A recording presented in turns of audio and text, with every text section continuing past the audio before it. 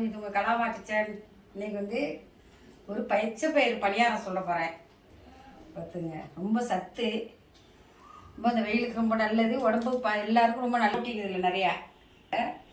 இதை வந்து பசங்க சுண்டலாக செஞ்சு கொடுத்தா சாப்பிட மாட்டாங்க. இந்த மாதிரி ஒரு நாளைக்கு அப்படி செஞ்சு ஒரு நாளைக்கு இது மாதிரி செஞ்சு கொடுங்க. இதில் கார பணியாரமும் ஊற்றலாம், இனிப்பு பணியாரமும் ஊற்றலாம். இப்போ நான் இனிப்பு பணியாரம் தான் ஊற்ற போகிறேன். பச்சை பயிறு பாயசம் போட்டிருக்கோம் முன்னாடி, நீங்கள் அதையும் லிங்க் தரோம் இந்த வீடியோக்குள்ள, அதை பாருங்கள். எல்லோரும் பார்த்து எங்களுக்கு சப்ஸ்கிரைப் பண்ணுறீங்க, எனக்கு ரொம்ப சந்தோஷமாக இருக்குது. இப்போ இதுக்காக என்ன அளவுன்னு சொல்கிறேன். அதில் ஒரு இது தோலோடு தான் போடுறேன் நான். பச்சை பயிறு பயிருன்னு சொல்லுவாங்க. இதை கடையில் முழு பயிராக வாங்கிக்கங்க. இந்த மாதிரி பச்சை பயிர் தோலோடு போட்டால் தான் ரொம்ப சத்து. இந்த இதெல்லாம் ஒரு சுண்டு போட்டுங்க. ஒரு சுண்டு பச்சம்பரு போட்டுட்டு 1/4 பங்கு இட்லி அரிசி, 1/4 பங்கு பச்சை அரிசி, 1/4 பங்கு இன்னும் 1/2 பங்கு போடணும். ஒரு 1/2 ஸ்பூனுக்கு வெந்தயம் போட்டுங்க, ரொம்ப வேண்டாம். அல்லது 1/2 ஸ்பூன் வெந்தயம் போட்டு ஒரு 2 மணி நேரம் ஊற வச்சுட்டு மூடி தேங்காய், ஒரு 1/4 கிலோ வெல்லம், ஏலக்காய் போட்டு அரைச்சி காலையில் வச்சுருங்க. ஒரு 4 மணி நேரம் வந்துச்சிங்கன்னா சாயந்தரம் ஈவினிங் ஸ்நாக்ஸாக ஊற்றி கொடுக்கலாம் இதை. இப்போ இதை வந்து நான் இப்போ உங்கள் ஊற வைக்கிறது காட்டுங்கன்னா ஊற வச்சு அரைச்சி எடுத்துகிட்டு வந்திருக்கேன். எல்லாம் ஊற வச்சு எல்லாம் தேங்காய் ஏலக்காய் எல்லாம் போட்டு வெல்லம்லாம் போட்டு தேங்க அரைச்சி எடுத்துகிட்டு வந்திருக்கேன். இதேமாரி நீங்கள் ஊற வச்சு அரைச்சி எடுத்துங்க. இப்போ இதை நான் இப்போ குழு பணியாரம் ஊற்ற போகிறேன். போடாமல் பாதி எடுத்துக்கிட்டிங்கன்னா கார பணியாரமாக ஊற்றலாம். வெங்காயம், கடுகு, உளுத்தம்பருப்பு, காஞ்ச மிளகாயெல்லாம் தாளித்து ஊட்டி கருவேப்பிலையெல்லாம் போட்டு கார பணியாரம் ஊற்றி தேங்காய் சட்னி வச்சுக்கலாம்.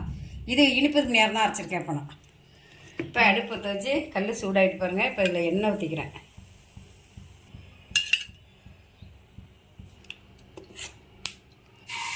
பணியாரம் ஃபுல்லாக ஊற்றினா பெருசாக வந்துடும். அதனால் முக்கால் பங்கு ஊற்றினா போதும். அது உப்பு வரதுக்கு கரெக்டாக இருக்கும். வாங்கையும் கேட்காது, நான் ஃபுல்லாக தான் ஊற்றி விடுவோம் குழியில்.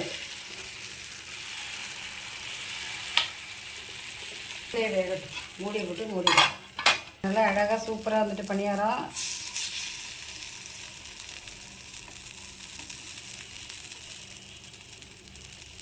நடுப்புற இவ்வளோ குழி கொஞ்சம் அடுப்பு வேக மாதிரி இருக்கிறதுனால இதாவது ஓரமெல்லாம் சூப்பராக இருக்குது.